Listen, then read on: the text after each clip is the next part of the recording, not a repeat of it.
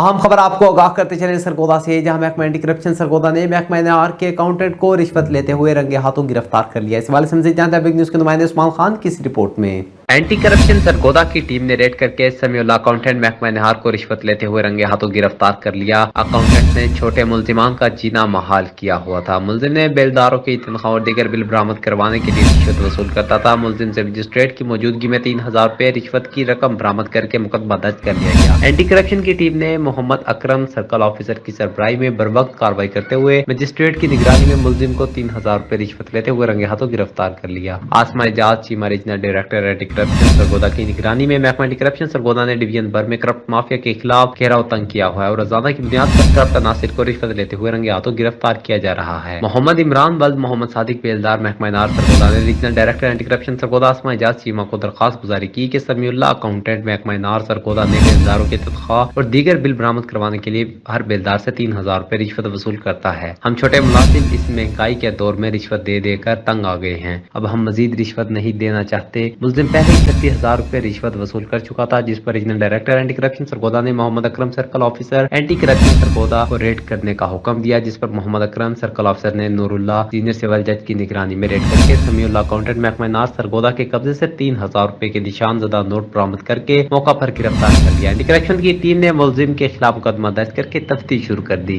Usman Khan, big news, Sargodha.